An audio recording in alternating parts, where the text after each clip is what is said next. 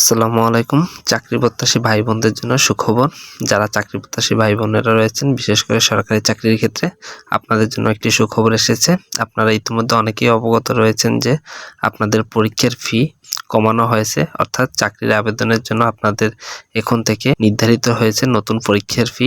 তো আপনারা কিভাবে আবেদন করবেন এ সম্পর্কে আপনারা সকলে অবগত রয়েছেন যে অনলাইনের মাধ্যমে আবেদন করে টেলিটকের মাধ্যমে আপনাকে টাকা প্রদান করতে হবে এবং আপনাদের কোন গ্রেডের জন্য কত টাকা প্রদান করতে হবে উক্ত বিষয় সম্পর্কে এই ভিডিওটির মাধ্যমে আমরা জেনে নেব। গণপ্রজাতন্ত্রী বাংলাদেশ সরকার অর্থ বিভাগ অর্থ মন্ত্রণালয় থেকে একটি প্রজ্ঞাপন জারি হয়েছে। এটি প্রকাশিত হয়েছে 30 ডিসেম্বর 2024 তারিখে। বাংলাদেশ সরকারি কর্ম কমিশন কর্তৃক পরিচালিত বিসিএস ব্যতীত নন ক্যাডার পদ এবং সরকারি, আধা সরকারি, স্বায়ত্তশাসিত, আধা স্বায়ত্তশাসিত প্রতিষ্ঠান, স্বস্বায়ত্তশাসিত, সংবিধিবয়স্ক কর্তৃপক্ষ এবং বিভিন্ন কর্পোরেশনের বিভিন্ন গ্রেডভুক্ত পদের নিয়োগ পরীক্ষার ফি শর্ত সাপেক্ষে নিম্নরূপভাবে নির্দেশক্রমে পুনর্নির্ধারণ করা হলো।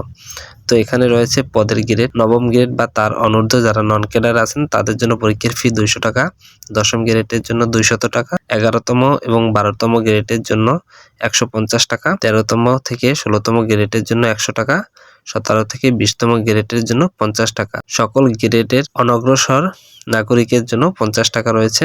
এখানে আপনাদের শর্তাবলী যা রয়েছে, শর্তাবলী হয়েছে টেলিটক বাংলাদেশ লিমিটেডের মাধ্যমে অনলাইনে আবেদন ফি ও পরীক্ষার ফি গ্রহণ করা যাবে। সেক্ষেত্রে পরীক্ষার ফি বাবদ সংগৃহীত অর্থের সর্বোচ্চ 10% কমিশন ফি টেলিটক বাংলাদেশ লিমিটেডকে প্রদান করা যাবে এবং কর্ম কমিশন হিসেবে প্রত্যেক অর্থের 15% ভ্যাট হিসেবে আদায় করা যাবে। উদাহরণস্বরূপ 13 থেকে 16তম গ্রেডের নিয়োগের পরীক্ষার ফি বাবদ নির্ধারিত 100 টাকা সর্বোচ্চ 10%-এর 10 টাকা অর্থাৎ টেলিটক সিমের মাধ্যমে বাংলাদেশ কর্ম কমিশন হিসেবে প্রদান করা হবে উক্ত 10 টাকা এবং 15%-এর 1.5 টাকা ভ্যাট হিসেবে আদায় করা হবে। পরীক্ষার্থীর নিকট হতে সর্বোচ্চ আদায়যোগ্য টাকা হবে মোটমাট 112 টাকা প্রদান করতে হবে। টেলিটক বাংলাদেশ লিমিটেডের কর্তৃক পরীক্ষার ফি বাবদ অর্থ গ্রহণের পরবর্তী 3 কার্যদিবসের মধ্যে প্রদান করতে হবে এবং অনলাইনের মাধ্যমে পরীক্ষার ফি আপনাদেরকে জমা দিতে হবে।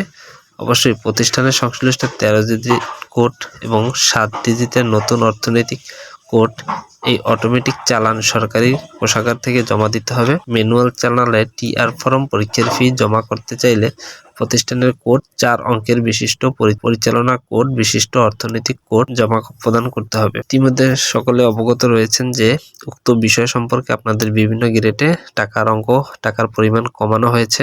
এখন থেকে সরকারি চাকরিতে আপনারা অনেক কম টাকায় চাকরির আবেদন প্রক্রিয়া সম্পূর্ণ করতে পারবেন। এই ছিল আপনাদের জন্য আপডেট তথ্য। চাকরি সংক্রান্ত যে কোনো বিজ্ঞপ্তি বা তথ্য পেতে হলে অবশ্যই আমার ছোট এই চ্যানেলটির সাথে থাকবেন। ধন্যবাদ সকলকে, সবাই ভালো থাকবেন।